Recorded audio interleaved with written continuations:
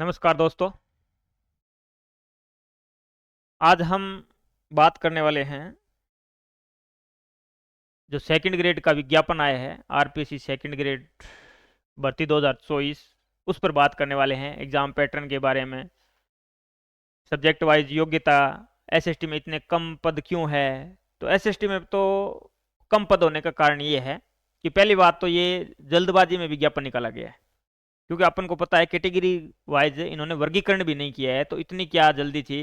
तो इनकी जल्दी यही थी कि सरकार का जो 1 साल पूरा होने वाला है बदलाव सरकार का, उसकी जो वर्षगांठ ये मनाने वाले हैं 17 तारीख को, तो उससे पहले ये इनको साबित करना था कि इतनी इतनी भर्तियां हमने निकाल दी। जैसे पीछे की कहते हैं कि हमने इतनी भर्तियों को नियुक्ति दे दी। तो ये जल्दबाजी में निकाला गया, जैसे चुनाव के दबाव में फर्स्ट ग्रेड जल्दबाजी से निकाली गई थी। जो पहले से बैकलॉग की सीटें फर्स्ट ग्रेड में भी हमें अलग हम देख पा रहे हैं कि जो बैकलॉग की सीटें वो सीटों की भर्ती है। सेकंड ग्रेड में वही कारण है, वो चुनाव के दबाव में था और ये वर्षगांठ के दबाव में सेकंड ग्रेड वाली। तो कोई ना कोई दबाव में इतनी सारी एक साथ भर्तियां निकाली है छोटे छोटे पदों पे। तो ये बैकलॉग की है, और अभी वित्तीय स्वीकृति के लिए अगर ये थोड़ा सा डिले करते और वित्तीय स्वीकृति मिलने के बाद अगर इकट्ठी भर्ती निकालते तो अभ्यर्थियों को भी फायदा होता और सरकार को भी ये लगता, सरकार के लिए भी ये होता कि हाँ, सरकार अभ्यर्थियों के हित में या बेरोजगारों के हित में फैसला ले रही है। लेकिन अब भी आपको भी दबाव बनाना पड़ेगा और सरकार को भी बेरोजगारों के हित में फैसला लेना चाहिए। अब कितने पद बढ़ेंगे कितने नहीं बढ़ेंगे ये वित्तीय स्वीकृति के लिए भेजा गया है, वो बाद में कन्फर्म होगा। कितने पद बढ़ेंगे, पद तो जरूर बढ़ेंगे, अब कितने बढ़ेंगे वो अपन को बाद में पता लगेगा। कुछ ना कुछ तो उनको पदों में बढ़ोतरी करनी पड़ेगी। क्या पदों में बढ़ोतरी होगी ये आपको बता दिया है। एसएसटी का मूल कारण ये क्या है, जैसे ही जो सीनियर स्कूल थे वो सीनियर सेकेंडरी स्कूल बने, उनमें जैसे ही पोस्ट इंक्रीज होगी तो उनमें भी सेकंड ग्रेड की सीटें नहीं होगी। जहाँ पे जैसे एसएसटी की बात कर रहा हूँ मैं, दूसरे सब्जेक्ट की होती है, क्योंकि हर सीनियर सेकेंडरी स्कूल में साइंस नहीं होती है, कॉमर्स नहीं होती है, तो उनसे जो रिलेटेड है तो उनमें तो पद यथावत रहेंगे। लेकिन जैसे सेकंड ग्रेड जो सीनियर है वो सीनियर सेकेंडरी हुआ, उनमें जो सेकंड ग्रेड का टीचर है एसएसटी का, तो जैसे ही फर्स्ट ग्रेड के 2 पद एक साथ आ गए, जैसे पॉलिटिकल हिस्ट्री आ गया तो सेकंड ग्रेड का पद वहां पे नहीं रहेगा। हिस्ट्री के साथ ज्योग्राफी आ गया, या ज्योग्राफी के साथ पॉलिटिकल आ गया, या पॉलिटिकल के साथ सोशियोलॉजी आ गया, या फिलोसफी आ गया। इस तरह से 2 सब्जेक्ट जहां पर होंगे, एक साहित्य होगा, 2 सब्जेक्ट जहां पर होंगे वहां पर एसएसटी का पद है वो हटा रहे हैं। पहले भी यही सिस्टम था और अब भी यही सिस्टम है, तो आगे भी एसएसटी में सीटें कम ही आने की संभावना है। सीटें तो जब वित्तीय स्वीकृति मिलेगी तो बढ़ेगी, लेकिन इतनी ज्यादा अपन जो उम्मीद करें उतनी ज्यादा उसमें नहीं बढ़ेगी। एसएसटी की बात कर रहा हूँ, दूसरे सब्जेक्टों में अब अपन बैकलॉग का इस हिसाब से अंदाजा लगा रहे हैं। जैसे ये भर्ती आई है, अपन बात करते हैं, इस भर्ती से हमें पता लग रहा है, ये देखो गणित की कितनी पोस्ट आई है, गणित की पोस्ट देखो। इससे ये पता लग रहा है कि पिछली बार जो भर्ती हुई थी उसमें सेकंड पेपर कठिन था, या 40% वाला भी कारण था, उसके कारण जो सीटें रिक्त रह गई थी, तो वो बैकलॉग वाली सारी भर्ती बैकलॉग की अपन को दिखाई दे रहे हैं। तो ये बैकलॉग की भर्तियां वित्तीय स्वीकृति कितने पदों में मिलेगी, ये लिखा हुआ है ना विस्तृत विज्ञापन, अगर ऐसे ही लिखा होता ना विस्तृत सीटें तो अपने लिए फायदेमंद होता। तो ये विज्ञापन विज्ञापन है, विस्तृत सीटें विस्तृत नहीं है। अब अपन मेन इसमें क्या चीज रखनी है फार्म भरते समय, ये आपने देख लिया है, बहुत सारे वीडियो भी, विज्ञापन भी, आपने बहुत सारे वीडियो भी आ गए हैं विज्ञापन से संबंधित है। लेकिन अपन को क्या ध्यान रखना है, एक तो क्या, जैसे ये फर्स्ट ग्रेड का विज्ञापन आया था, फार्म भरा लोगों ने, लेकिन अब भी बाद में फार्म की अंतिम तिथि के बाद भी लोग कर रहे हैं कि सर रीओपन होगा क्या। तो भाई लोगों, आप 1 महीने तक क्या कर रहे थे? तो आपको ऐसी गलती नहीं करनी है। फार्म जैसे शुरू हो, 26 से शुरू होंगे, 24 जनवरी तक चलेंगे, आप 28-29 तारीख को फार्म जरूर भर दें। 2-3 दिन बाद है वो आराम से, क्योंकि एक दो स्टार्टिंग में हो सकता है साइट न चले, तो जैसे ही फार्म बाद में क्या, कोई साइट की भी इश्यू आ जाता है तो कई बार बाद में रीओपन नहीं होता, फार्म दोबारा रीओपन नहीं करते। तो ऐसी गलती अपन को नहीं करनी। एक तो क्या, सबसे पहले यह ध्यान में रखना है कि अपन को फार्म टाइम रहते हुए भरना है। 4-5 दिन जैसे निकल जाए उसके बाद अपन को फार्म अप्लाई करना है। अब फार्म में दिक्कत क्या आती है, फर्स्ट ग्रेड वालों को इतने साथियों को इतने कमेंट आए कि सर मैंने बीएड वाली योग्यता की जानकारी नहीं दी, तो फिर भी आप फार्म किस लिए अप्लाई कर रहे हो? और बीएड प्लस एमए आपको से मांगा गया है, आपने बीएड की नहीं दी, एमए की नहीं दी, तो फार्म आपका रिजेक्ट हो जाएगा। भी आपके पास योग्यता ही नहीं है। हाँ, बीएड में जो अपीयरिंग है वो भी अपीयरिंग दिखाएगा ना, तब उनको आगे रिजेक्ट नहीं होगा फार्म, नहीं तो उनका भी रिजेक्ट हो जाएगा। तो जो जानकारी बीए प्लस बीएड है सेकंड ग्रेड के लिए, तो वो जानकारी आपको देखो 10वीं 12वीं बीए ये जानकारी तो उसमें आ जाती है। ओटीआर ओपन करते हैं तो वन टाइम रजिस्ट्रेशन है। तो वन टाइम रजिस्ट्रेशन जिसने नहीं किया है, जो पहली बार कर रहा है, वो विशेष तौर से ध्यान रखे, नाम, पिता का नाम, जन्म तिथि और लिंग, फोटो में एक बार संशोधन कर सकते हैं, वो ई केवाईसी में। और सबमिट होने के बाद आप नाम, पिता के नाम, जन्म तिथि, लिंग में संशोधन नहीं कर सकते, एक बार भी आपको मौका नहीं दिया जाएगा। इन सब स्पष्ट विज्ञापन में फर्स्ट ग्रेड में भी लिख रखा था, सेकंड ग्रेड में भी इन्होंने अच्छे से लिख रखा है कि पहले अध्ययन कर ले कि ओटीआर किस तरह से आपको भरना है, भरने के बाद उसमें आप संशोधन नहीं कर सकते। तो बार बार विज्ञापन में दे रखा है कि आप अच्छे से अध्ययन करें, और अध्ययन करने के बाद फार्म भरते टाइम अच्छे से फार्म भरने के बाद उसको अच्छे से देखें, बाद में ही सबमिट करें, पूरी जानकारी भरने के बाद ही सबमिट करें।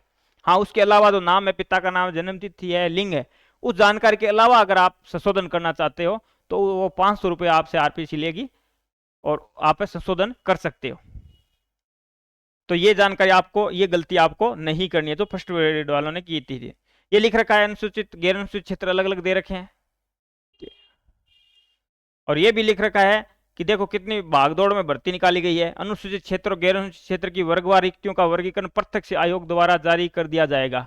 इतनी क्या जल्दी थी, इतनी तो जल्दी बेरोजगार भी नहीं कर रहे हैं, वो भी कह रहे हैं कि भर्ती अच्छे से निकाल दो, हो सकता है 1 महीना ज्यादा ले लो, लेकिन इनको पता नहीं क्या वर्षगांठ की कितनी जल्दी थी, और इन्होंने विज्ञापन जल्दबाजी में वो आपको दिखाई दे रहा है, इन्होंने अलग से वर्गीकरण भी नहीं किया।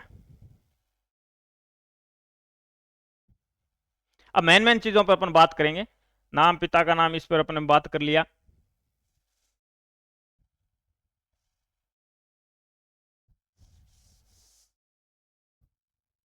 अब अलग से छूट, जो फर्स्ट ग्रेड में छूट थी वैसे ही सबको छूट दे रखी है। इसमें क्या है, 2 साल की आपको फार्म भरने के लिए 2 वर्ष की छूट दी गई है।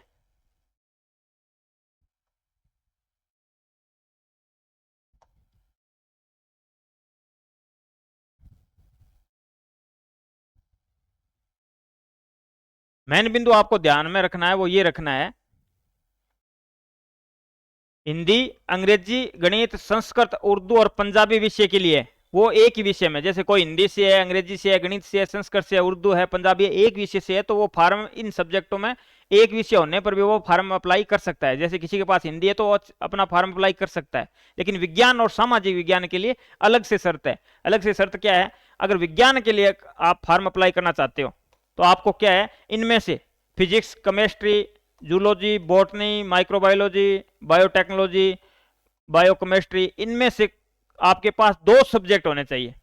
अगर विज्ञान से आपको फॉर्म अप्लाई करना है, इनमें से दो सब्जेक्ट आपके पास होना चाहिए। ऐसे ही सामाजिक विज्ञान में आपके पास 2 सब्जेक्ट होना चाहिए, history, geography, economics, political science, sociology, public administration, philosophy, इनमें से 2 सब्जेक्ट सामाजिक विज्ञान में फॉर्म अप्लाई करने के लिए इनमें से 2 सब्जेक्ट आपके पास होने चाहिए, और विज्ञान में अप्लाई करने के लिए आपके पास 2 सब्जेक्ट इनमें से होना चाहिए। विज्ञापन को अच्छे से देख लें।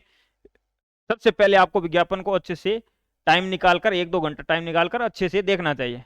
किसी पे वैसे भरोसा नहीं करना चाहिए, हो सकता है गलती से उसके से तथ्य की भूल हो जाए, हो सकता है मेरे से भी तथ्य की भूल हो जाए, लेकिन हिंदी, अंग्रेजी इनके लिए आप फार्म, एक सब्जेक्ट आपके पास है तो भी आप फार्म अप्लाई कर सकते हो।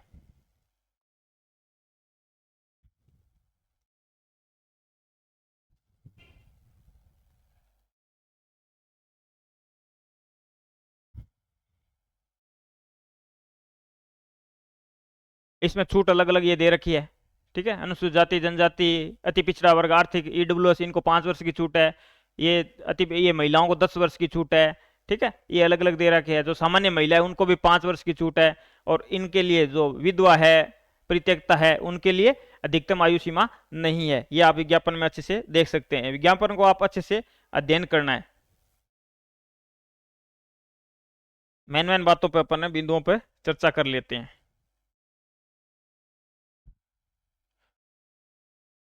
ये परीक्षा का स्थान ये जल्दी आपको सूचित कर दिया जाएगा। अब फॉर्म भरने की डेट है, ये ध्यान रखना है, 26/12/2024 से 24 जनवरी 2025 तक आपको 12 बजे तक आवेदन करना है। तो आप 2-4 दिन बाद ही आवेदन कर दें।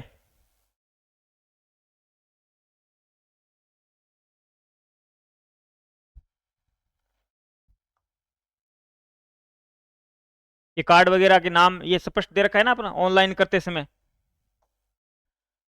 स्वयं का नाम, पिता का नाम, जन्म तिथि और लिंग, इसमें आप जांच पर लें, क्योंकि सूचना स्वतः प्राप्त कर ली जाती है। आधार कार्ड वगैरह है उससे आपकी सूचना है वो स्वतः प्राप्त कर ली जाती है। फोटो भी 3 साल या उससे अधिक पुरानी नहीं होनी चाहिए, ये आपको विशेष तौर से ध्यान रखनी है।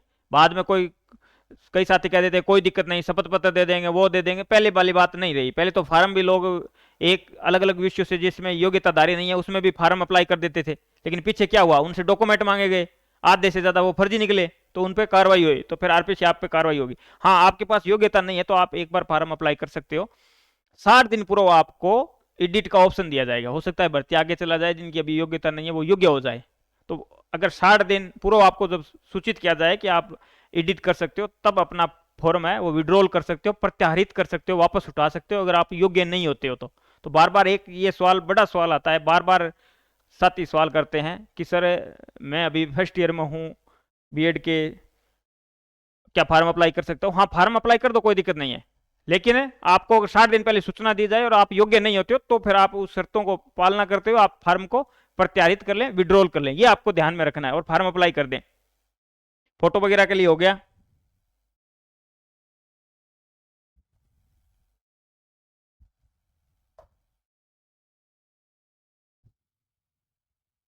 ओटीआर का हो गया। फिर भी आप संशोधन करना चाहते हो तो नाम, पिता का नाम, जन्मतिथि, लिंग में इसमें संशोधन नहीं होगा, फोटो में भी एक बार।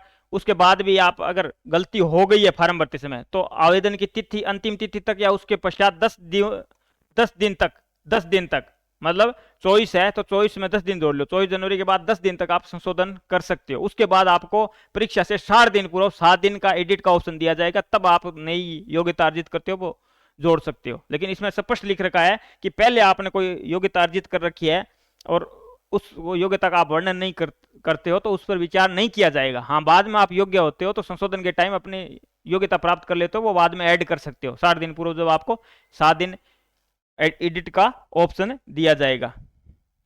तो ये चीजें ध्यान रखनी है। संशोधन करने के लिए 500 रुपये आपसे आरपीसी लेगी।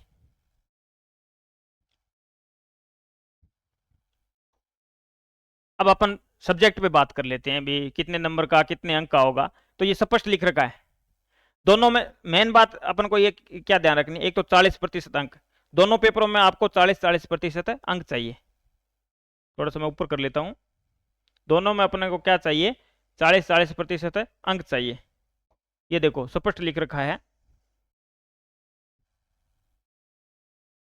फर्स्ट पेपर में भी आपको न्यूनतम 40% अंक चाहिए और सेकंड पेपर में भी आपको न्यूनतम 40% अंक चाहिए। इसमें छूट किसको है, इसमें एक तो एससी को है, शेड्यूल कास्ट को है, एक किसको है, एसटी को है। एससी, एसटी और भूतपूर्व सैनिक और दिव्यांग, इन 4 लोगों को 5% की छूट है। इनको न्यूनतम 35% अंक दोनों सब्जेक्टों में, फर्स्ट में भी 35%, सेकंड में भी 35%। लेकिन 4 ही कैटेगरी है इसमें, इसमें विधवा परित्यक्ता भी नहीं है।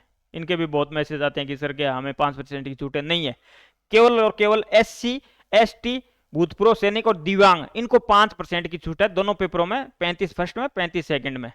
लेकिन जो अन्य है उनको 40% फर्स्ट पेपर में अलग से, सेकंड पेपर में 40% अंक अलग से चाहिए। अंक आप सबको पता है 200 मार्क्स का होता है, 2 घंटे का टाइम है, 100 मल्टी चॉइस क्वेश्चन है ऑब्जेक्टिव टाइप, ठीक है। तो क्वेश्चन कितने हो गए, 100, अंक कितने का हो गया, 200, और टाइम कितना हो गया, 2 घंटा। 2 घंटे का टाइम है, 2 घंटे का टाइम है। ये तो हो गया फर्स्ट पेपर के लिए।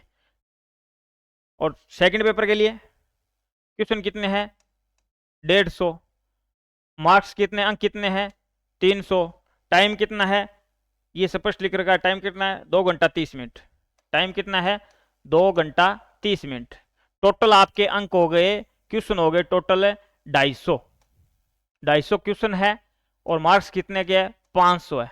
लेकिन आपको दोनों पेपरों में इसमें भी न्यूनतम 40% अंक लाने हैं और इसमें भी आपको 40% अंक लेके आने हैं। 4 कैटेगरी को छूट है, एससी, एसटी, भूतपूर्व सैनिक और दिव्यांग। ये आपका पूरा हो गया। तो आपको विशेष ध्यान ये रखना है साथियों, ये शुल्क वगैरह के बारे में आप देख लेना। अब आपको ध्यान ये रखना है, एक तो फार्म टाइम रहते हुए, अंतिम तिथि का इंतजार नहीं करते हुए आपको फार्म भर देना है। एक OTR जिसने पहले नहीं की है तो OTR अच्छे से भरना है। OTR भरते समय आपको जन्मतिथि, आपका खुद का नाम, पिता का नाम, लिंग और जन्मतिथि, इनमें 4 चीजों में विशेष तौर से ध्यान रखना है। उसमें कोई संशोधन नहीं होगा, स्पष्ट लिख रखा है। उसके अलावा आपको न्यूनतम दोनों में 40-40% अंक लेके आने हैं। मार्क्स आपने देख लिए, ऊपर 200 अंक 100 क्वेश्चन है, 200 अंक का है, नीचे 150, 300 अंक का है, 500 अंक है। अलग अलग से 40-40% दोनों में लेके आने हैं। और जो 5% छूट दी गई है वो केवल 4 कैटेगरी को दी गई है, SC ST, भूतपूर्व सैनिक और दिव्यांग। तो और आपने बहुत सारे विज्ञापन देख लिए हैं, तो ये आपके लिए जानकारी है। सबसे पहले आपको अच्छे से विज्ञापन पढ़ना है, और सीटें बढ़ेगी नहीं बढ़ेगी ये अपने हाथ में नहीं है, सरकार के हाथ में है। कोशिश यही है सरकार की कि वित्तीय स्वीकृति के लिए भेजा गया, अब कितनी सीटें बढ़ेगी, लॉलीपॉप दे रहे हैं या वास्तव में ज़्यादा संख्या बढ़े, कितनी सीटें बढ़ेगी वो अपन को जल्दी पता लग जाएगा। तो अपनी तैयारी को नियंत्रण रखें, जो भी हो सकता है मालिक अच्छे के लिए करता है तो अच्छा ही होगा, सीटें बढ़ेगी, अपन यही उम्मीद के साथ तैयारी को अपने को लगातार नियंत्रण जारी रखें। जय हिंद, जय भारत। और साथ ही एक और बता दूं मैं आपको, जल्दी हमारी कोशिश रहेगी कि हमारे उत्तम पाठशाला चैनल पर आपको फर्स्ट ग्रेड का फर्स्ट पेपर निःशुल्क 70 से 80% सिलेबस हो गया है, वो जल्दी हम दिसंबर में कंप्लीट कर देंगे। उसके बाद हमारी कोशिश रहेगी कि आपके लिए अलग से टेस्ट सीरीज भी चलाएं, और पूरा का पूरा फर्स्ट पेपर है वो, सेकंड तो नहीं करवा पाएंगे, फर्स्ट पेपर है वो आपको निःशुल्क करवाएं। तो आप जो भी साथी नए जुड़े हैं वो चैनल को शेयर भी करें, लाइक भी करें और सब्सक्राइब जरूर कर लें। जो भी जानकारी आपको नोटिफिकेशन मिल जाएगा। जय हिंद, जय भारत दोस्तों।